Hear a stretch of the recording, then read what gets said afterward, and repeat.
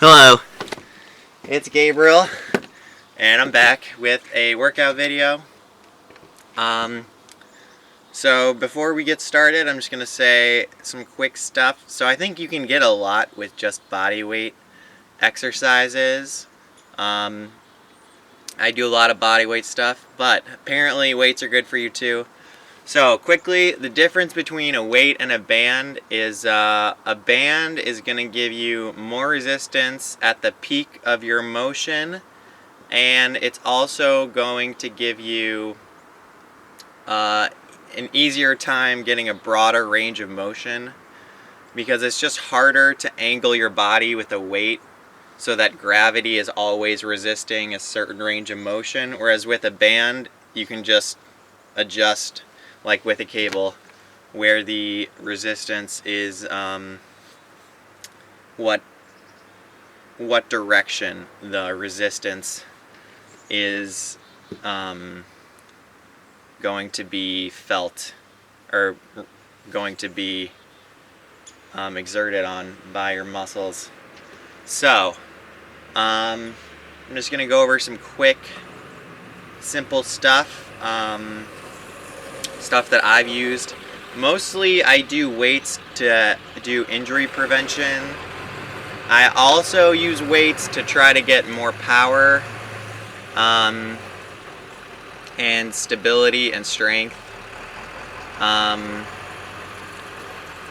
I don't lift a lot. I was lifting a lot more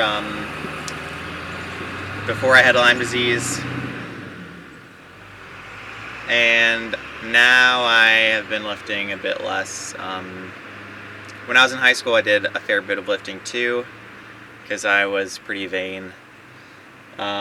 So I thought I would just talk about some simple techniques. So I talked about the Asian squat in my warm-up video, and I do a lot of squatting. So I think a squat, most of the time you want your feet like parallel, or like maybe a little open, because when you're changing direction you're going to have them open up a little bit.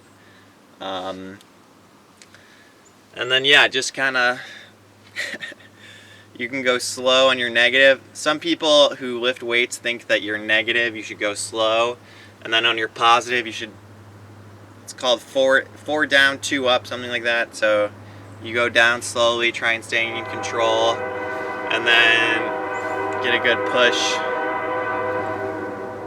But you can also practice other stuff to try to get the same, not perfect. So one thing I like to do at the gym is called box squats.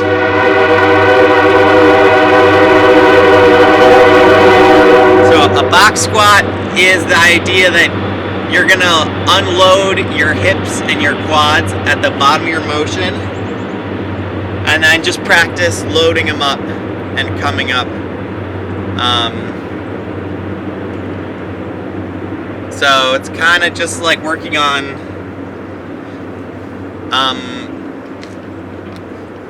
just your positive mostly. Your negative's pretty easy because you don't really have to do anything except decelerate. There's no stability you need to do because you're about to sit down, so you can kind of like sit down, and then in your stand up, you want it to be powerful. You can do these with weights, you don't have to.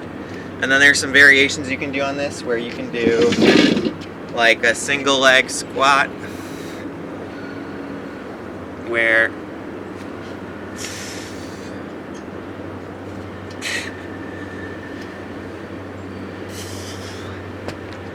and then you can also do single leg, like, I don't even know what you call these, but these are like super hard to do, where you sit backwards. It's just a box squat with one leg, and then it's very difficult. I kind of don't do this kind of stuff that much anymore. I did a lot when I was playing Ultimate in college, because I was working out more. Now I think running is kind of, I don't know, I just like running more, so I do that instead of going to a gym and being inside. You can also do a lot of other stuff for your legs in the gym. One hop I didn't talk about or show are called skater hops, which are you're just landing and then coming back, and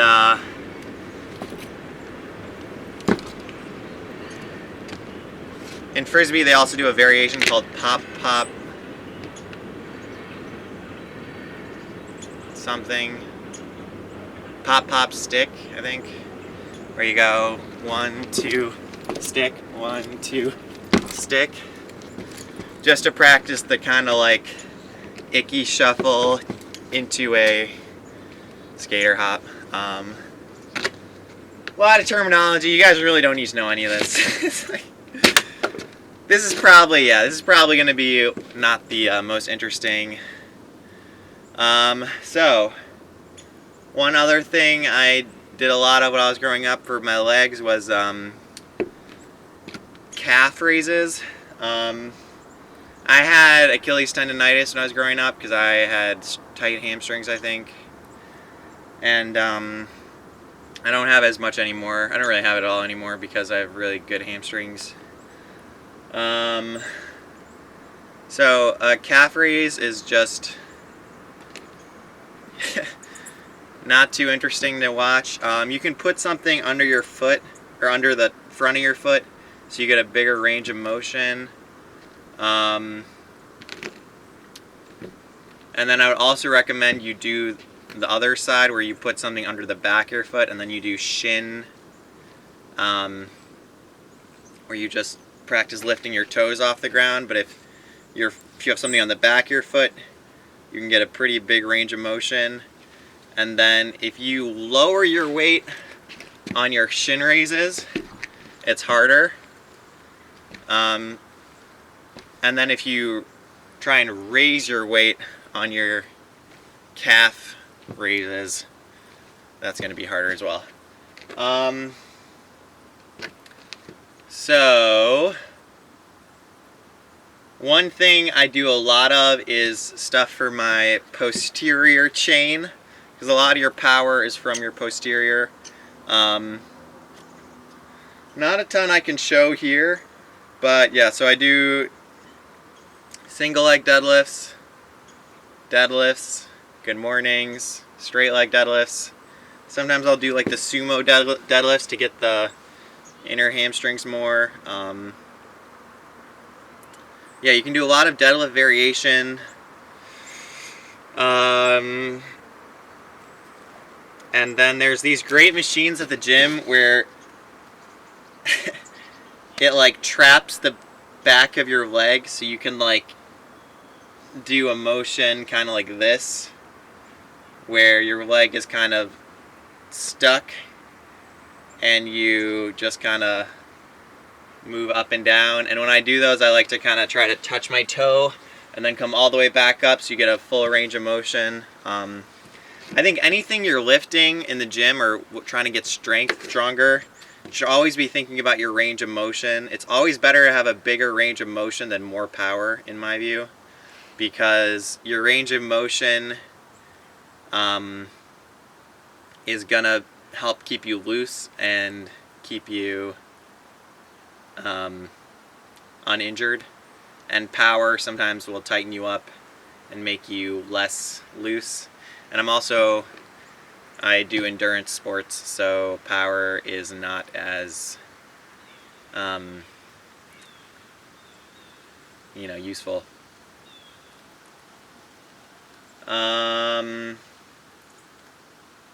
Alright, posterior. Also on that machine that isolates your leg, you can rotate to the side and then it'll kind of trap this part of your leg, and then you can kind of just do that. And the same thing where you want to get the big range of motion, it's going to help And yeah, medicine balls are great for that too. And a lot of rotation in your core, because your core doesn't just move one way. Your core also gives you the capacity to rotate your body. I'm also a big fan of lunges. It's kind of forwards and backwards lunges, side lunges, and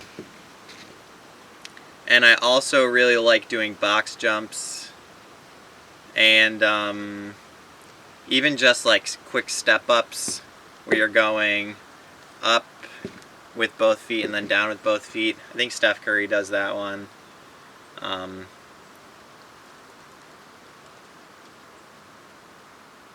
And just like with the hopping, you can do box jumps in like a lot of different directions. So don't think you need like a whole gym to do a good workout, because even with just something to jump onto, you can get a pretty good workout. Okay, I'm going to show one thing for ankle stability quickly. So this is a Bozu ball.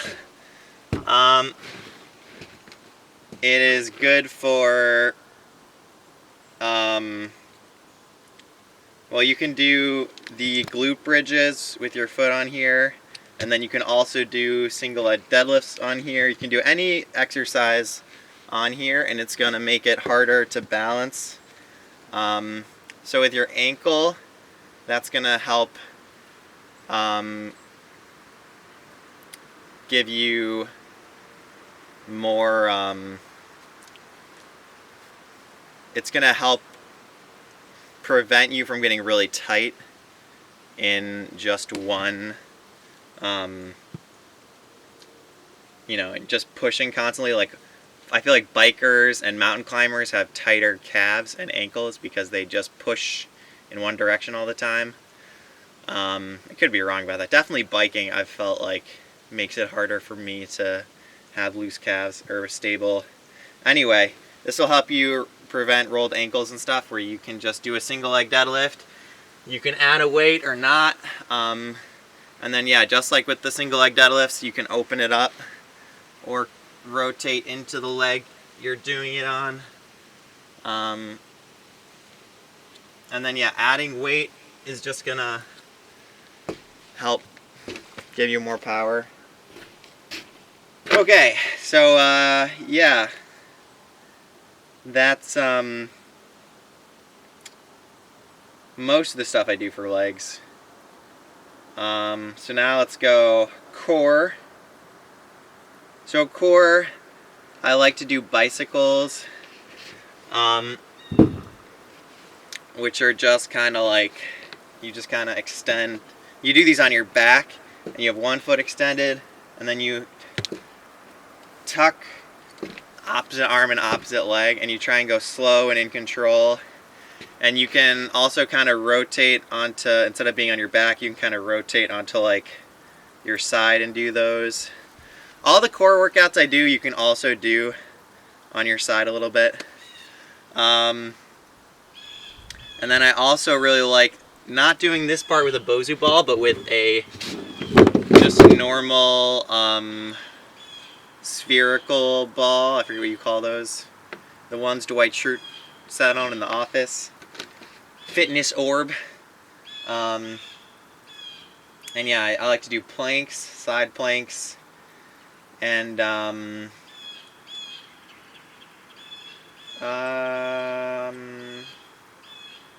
maybe I'll show some variations. I'm trying to think if there's something else I do.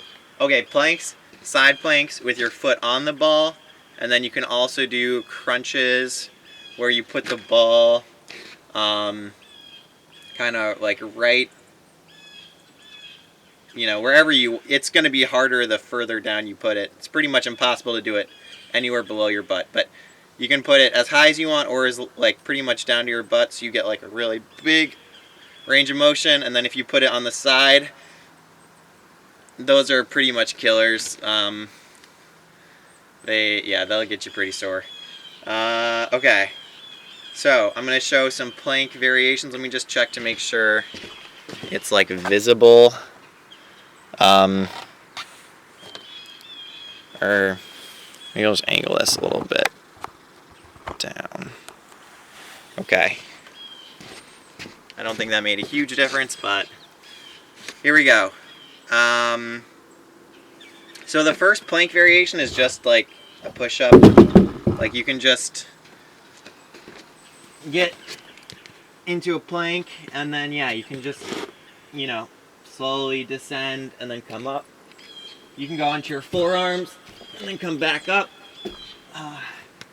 You can extend one leg up. You can practice bringing your legs forward. You can swing your legs across your body.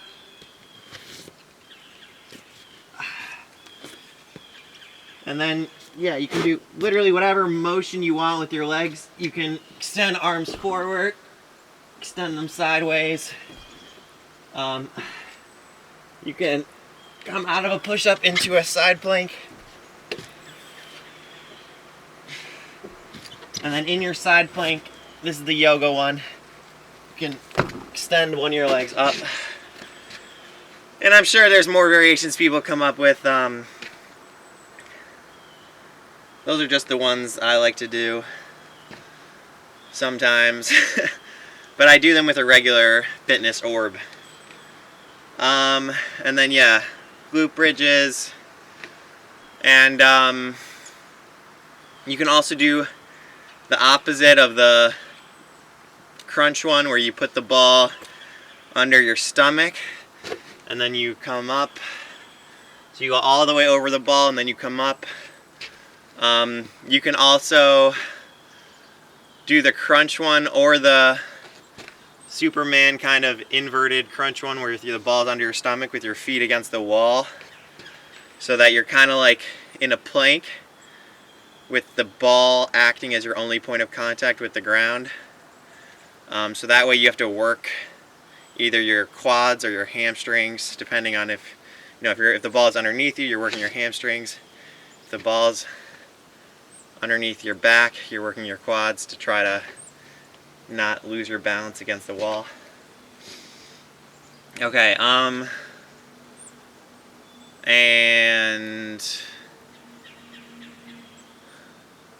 then there's also just the classic for obliques. You can just kind of take a weight and just come up like this.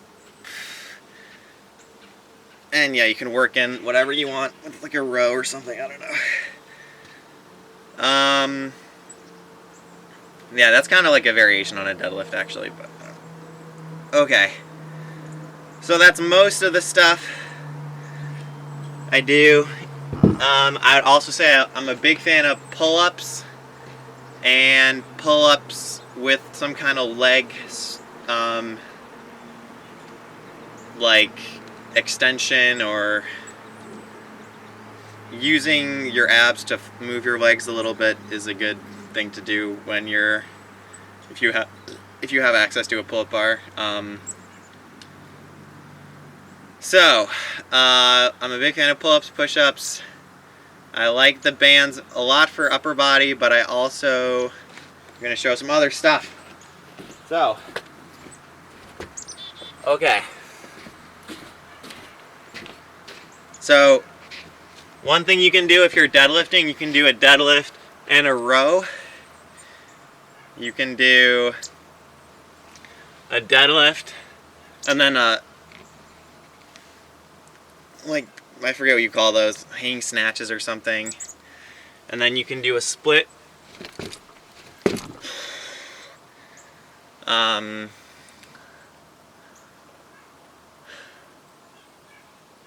Yeah. So yeah, obviously, a lot of people do curls. And then there's triceps you can get.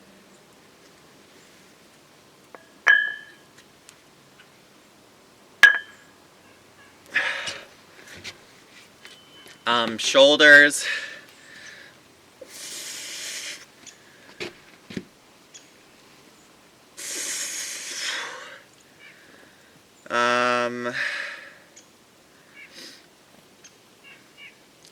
I'm also a big fan of the, it's not like a row, but it's like I don't even know what you call those.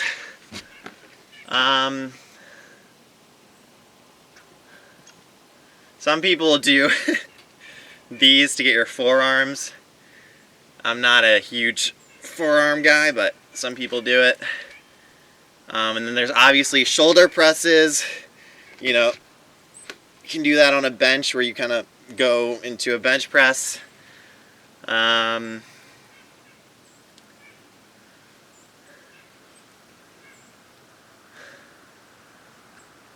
then there's flies and inverted fly. So an inverted fly is like this. And then a fly would be, you can do these on the Bozu ball too, where you just try and open up your chest, and if you do that on a bench, it's not as brutal. If you like to have really big shoulders, you can do shrugs. But yeah, I think it's better to do rows for that, personally. And then, so yeah, you can do, I already showed the obliques. Yeah, that's pretty much it. I don't do a ton of upper body weights. Trying to think if there's any more. There's a lot more. You can just look up, like, Ray Lewis does crazy workouts.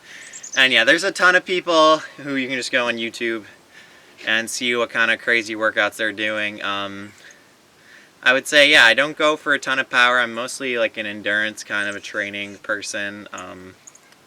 And I think lower body and core